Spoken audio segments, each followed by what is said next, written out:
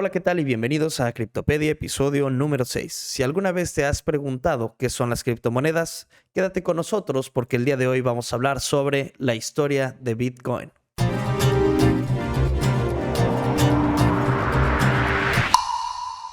Muy bien, este tema en particular es uno que se me hace de los más interesantes. Es un tema que culmina los últimos 5 videos. Todos esos videos nos sirven para entender un poco más este tema y abordarlo de un modo correcto.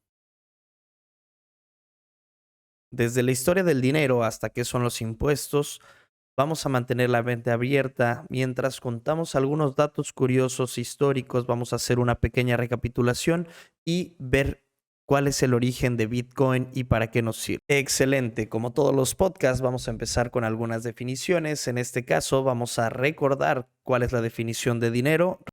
Recordemos que el dinero es un conjunto de activos en una economía que las personas están dispuestas a usar como medio de pago para adquirir bienes y servicios. Ahora, vamos a recordar un poquito sobre la historia del dinero, lo vamos a ver más rápido. Si quieren ver un poco más sobre esto, pueden checar el video de aquí arriba sobre la historia del dinero. Y empezamos en 1000 antes de Cristo, donde las monedas de metal ya se acuñaban en China o ya había algunos equivalentes a la moneda de metal moderna en China. Después de eso pasamos a 600 antes de Cristo, monedas de oro y plata emitidas ya por el Estado. En 800 después de Cristo empezamos a utilizar el papel moneda y en 1950 se crean las tarjetas de crédito.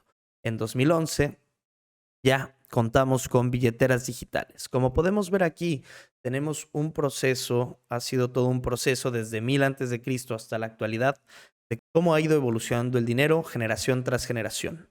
Obviamente esto tiene su proceso y hemos visto cómo a lo largo del tiempo, conforme más nos hemos acercado a la actualidad, este concepto va cambiando de manera más rápida cada vez.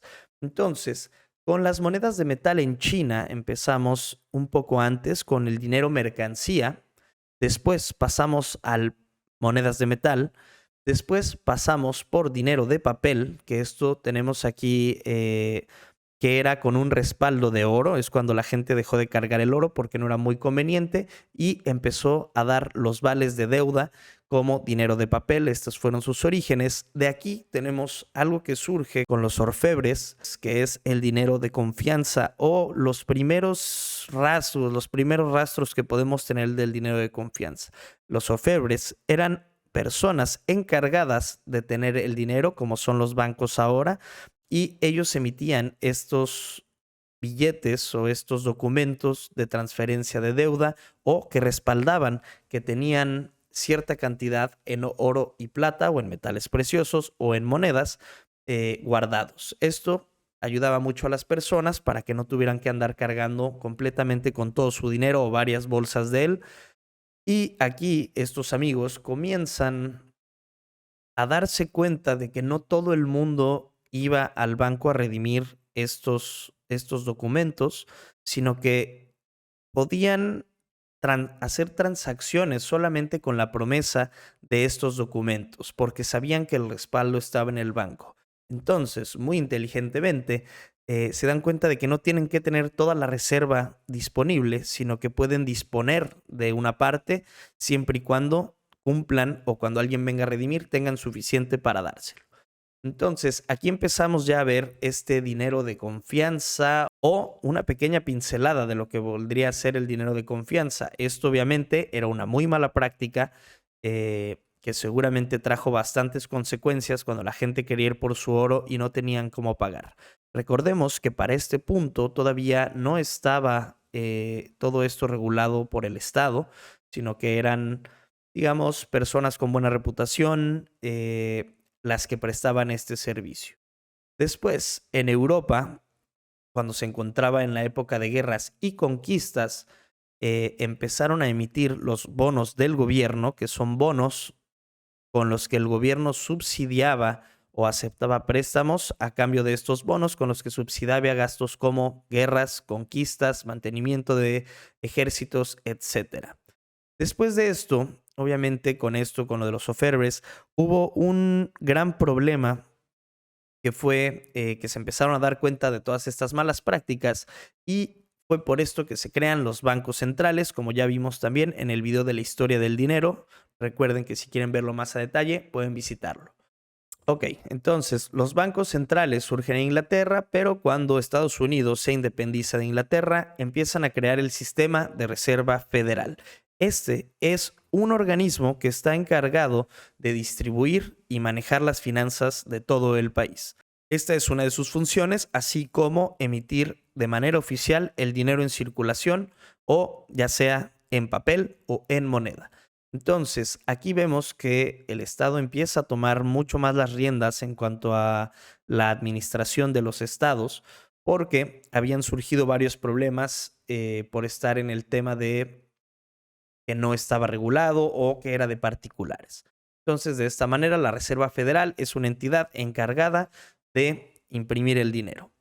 Pero como sabemos, esto todavía en ese entonces tenía una reserva de oro. Entonces, la cantidad de dinero que ellos podían disponer era todavía redimible por oro. Entonces, quiere decir que si alguien iba al banco, podía redimir ese dinero, esas monedas o ese papel moneda, esos bonos, por oro o plata. Después, en 1971, termina o bajo la dirección del presidente Nixon, salen oficialmente de Gold Standard. Esto quiere decir que los ciudadanos estadounidenses ya no podían redimir su dinero, ya no podían cambiar sus dólares por oro. Esto nos vuelve un poco como a la Europa antigua, cuando el dinero de confianza, porque el gobierno prácticamente dijo, ¿saben qué? Nosotros tenemos tantas reservas de oro, pero ya no importa porque su dinero ya no es redimible por oro, sino que su dinero empieza a tener un valor propio, un valor intrínseco. Todo esto obviamente derivado de la confianza que tenían los ciudadanos en el gobierno estadounidense. Obviamente no todos estaban de acuerdo, esto no fue así tan fácil, pero bueno, esta es una pequeña recapitulación para que entiendan más o menos a dónde vamos a llegar. Después de esto, cuando sale del Gold Standard, Estados Unidos se empieza a propagar, ya que muchas economías para este punto basaban su dinero o el valor de su dinero en dólares y en la fuerza militar y gubernamental de Estados Unidos. Un poco después empezamos con el dinero digital, ya con todos los servicios de banca que empiezan a surgir, que empezamos a depositar el dinero y volvemos un poco a Europa antigua, que es que nosotros o los ciudadanos de ese entonces le daban el dinero a los bancos, ellos lo metían en una bóveda de depósito que tal vez no existía. Bueno, realmente sí existía, pero no sabemos si se guardaba el 100%. De hecho, esto se sabe que los bancos, cuando tú le das dinero, no tienen todo tu dinero en el banco, sino que pueden ellos disponer para hacer préstamos y cobrar intereses, que ese es uno de los negocios más redituables de los bancos. Entonces, después empieza a haber estos sistemas de datos, estas bases de datos, donde ya tu dinero ya no estaba basado en oro, ya era solo papel y monedas, que ya tampoco eran de metales preciosos. Usáramos el auto como un medio de transporte que usamos todos los días. Así que, como podemos ver, siempre hay gente que está en contra del progreso. Obviamente, como esto debe haber bastantes ejemplos, como podrían ser, por ejemplo, los libros también, que antes tenían una imprenta bastante controlada hasta que Gutenberg inventó la prensa moderna, por así decirlo, y esto elevó el número de libros en una manera desproporcionada, dando acceso así a todos al conocimiento. Obviamente esto también, esta evolución de tener todo controlado por la gente a lo mejor más rica o la gente que tuviera más acceso a estos libros, pasó a ser de dominio popular para que todos pudieran aventajar o todos pudieran tener acceso a esta, no nueva tecnología, pero a esta forma de distribución. Y asimismo, el dinero. Este cambio histórico se ha visto, volvemos, desde dinero, mercancía, papel, moneda, oro, plata, papel, moneda otra vez, tarjetas de crédito, billeteras digitales, ahora que podemos usar en la actualidad.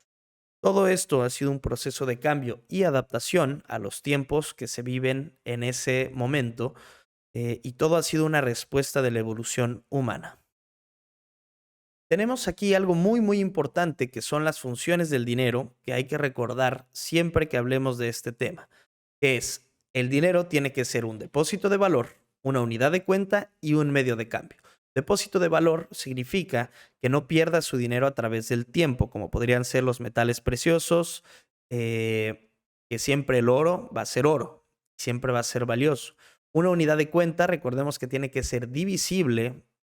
Obviamente, mientras más divisible sea, mucho mejor. Y una unidad de cuenta quiere decir que si yo agrego por ejemplo, varias monedas, pues tengo una sumatoria total de la que puedo comprar diferentes cosas solamente con la cantidad. Unidad de cuenta. Y un medio de cambio. El medio de cambio, como lo vimos al principio en la definición de dinero, un conjunto de activos en una economía que las personas están dispuestas a usar como un medio de pago para adquirir bienes y servicios. Entonces, si nos pusiéramos todos de acuerdo en que las plumas son un medio de cambio, técnicamente sería dinero. Obviamente, por el tipo de características que tiene, no concordaría, pero es importante que tengamos estas tres funciones en mente: depósito de valor, unidad de cuenta y medio de cambio. Funciones del dinero. Ahora, así como funciones, recordemos también que hay características del dinero para que sea mucho mejor, para que sea mucho más óptimo. Así que tenemos estas 5 que son que sea durable, o sea que resista el paso del tiempo, que por ejemplo el papel, digamos que no es tan durable, pero las monedas sí lo son. En este caso, las monedas antiguas que estaban acuñadas en metales preciosos obviamente eran durables, así que cumplen con esta característica. Durable, transportable, que sea fácil de transportar, divisible, que sea fácil de dividir, ¿no? Que tenga una métrica de división, como podrían ser centavos, pesos, dólares, miles de dólares, etcétera, etcétera. Que mientras tú los vayas adicionando, puede ir creciendo o decreciendo su valor. Que sea homogéneo. Esto es muy importante, ya que quiere decir que esta moneda, imaginemos, o este billete de $1, tiene el mismo valor que este billete de $1. No importa si su número de serie es diferente, no importa si se hicieron en años diferentes, por el simple hecho de ser $1, tienen el mismo valor y se puede decir que son homogéneos. Y también que sean de emisión controlada, como ya vimos ahorita con el surgimiento de los bancos centrales y los sistemas de reserva federal como el que tiene Estados Unidos, pues el Estado tomó esa batuta de decir, ¿saben qué? Yo controlo el dinero del Estado y yo puedo imprimir hasta cierta cantidad, dependiendo obviamente de ciertos factores financieros. Así que tiene que ser durable, transportable, divisible, homogéneo y de emisión controlada. Estas son las 5 características del dinero. Ahora, ya entrando un poco más a tema, vamos a ver la historia de Bitcoin o de dónde sale Bitcoin. Seguramente muchos de ustedes ya sabrán un poco de qué es. Este es un tema bastante delicado porque mucha gente tiene ya sus preconcepciones mal informadas o muy bien informadas de qué es Bitcoin. Pero hoy vamos a ver todo esto aquí mismo. Entonces, en 2008 surge un documento que se llama a Peer-to-Peer Electronic Cash System. Esto significa un sistema de efectivo de persona a persona. Esto fue un white paper o un documento publicado bajo el seudónimo de Satoshi Nakamoto, que fue la persona que escribió este documento. Bueno, persona o personas. Ahora voy a indagar un poco más sobre esto, pero lo que prácticamente expresaba este documento, que también van a tener acceso acá abajo en los comentarios por si quieren darle una leída, era un sistema electrónico de efectivo de persona a persona o un medio por el cual de una persona a otra persona podemos intercambiar dinero de manera fácil, sencilla, electrónica y con muy bajas tarifas de transacción.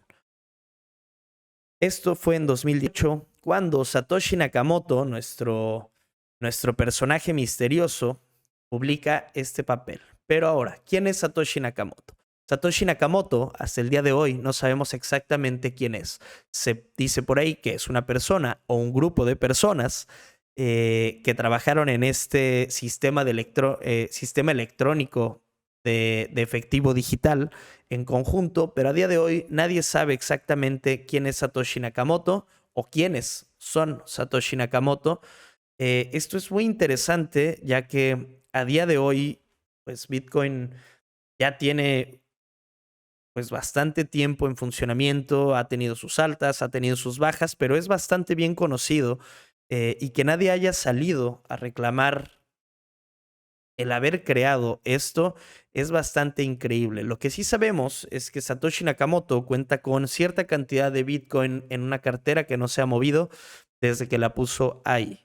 Ahora vamos a revisar qué pasó en 2009. Recordemos, en 2008 se publica este artículo y en 2009 se da a conocer el mundo la primera criptomoneda, que sería el Bitcoin.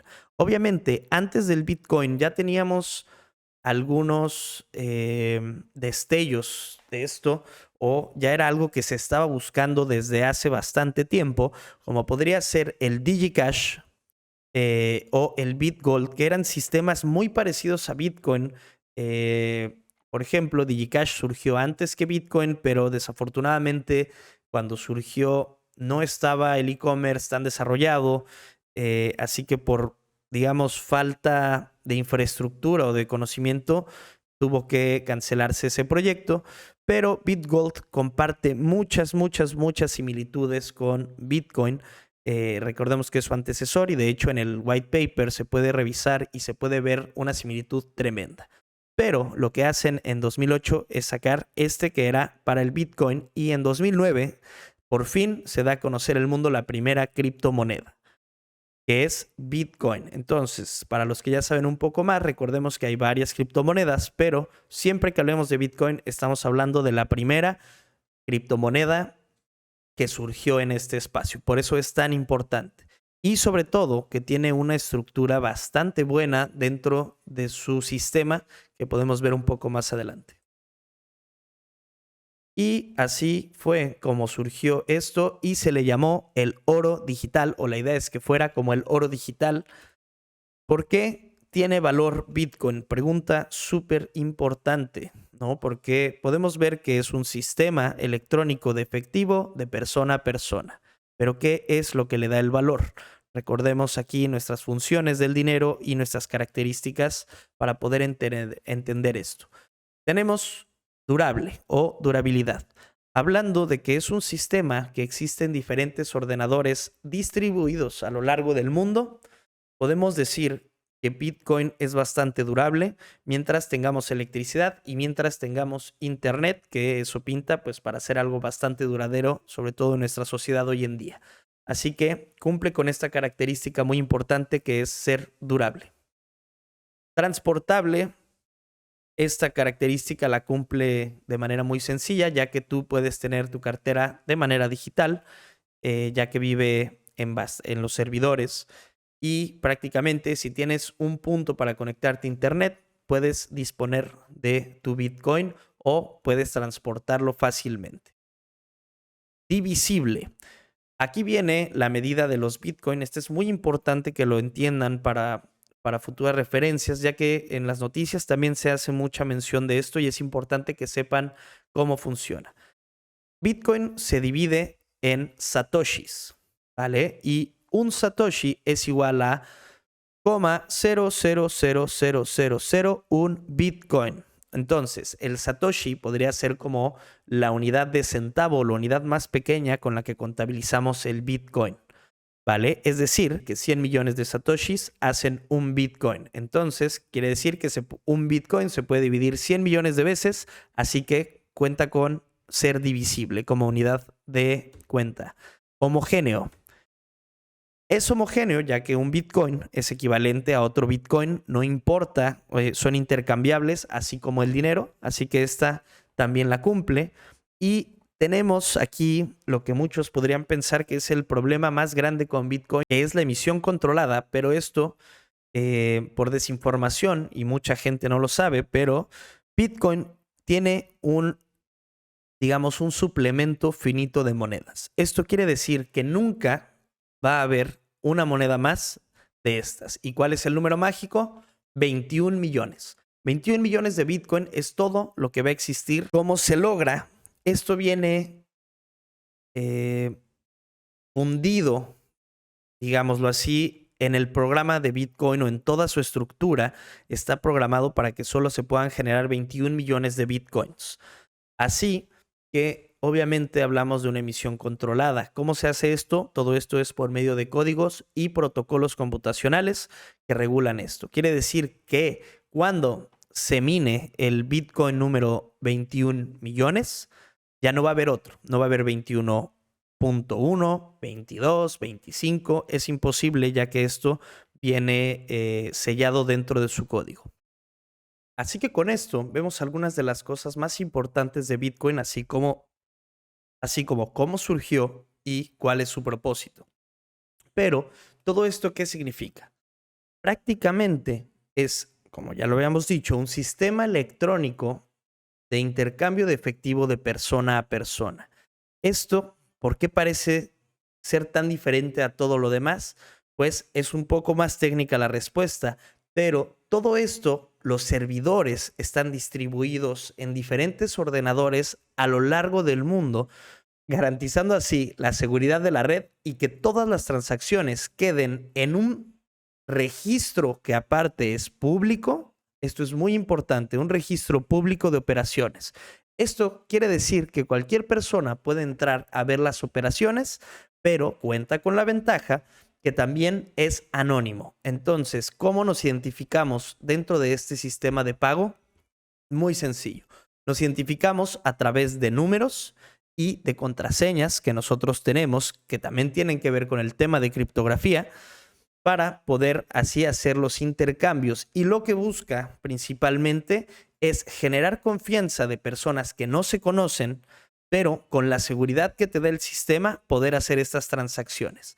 Esto obviamente tiene sus pros y tiene sus contras, pero imaginemos que no hay ningún banco de intermediario, ya que esto es un sistema que vive dentro de Internet o que vive dentro de varios servidores. Así que al final, Bitcoin es un sistema electrónico para transferir dinero de persona a persona de manera anónima y segura.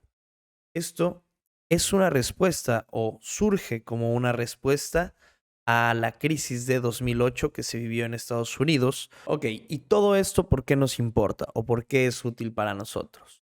Al fin del día, tener un sistema electrónico de persona a persona donde podamos tanto transferir como recibir dinero de manera rápida, segura, barata y sin intermediarios es una respuesta a la crisis que hubo en 2008 en Estados Unidos. Esto prácticamente es deslindar esta parte de las finanzas del Estado y darle la responsabilidad y el poder a las personas.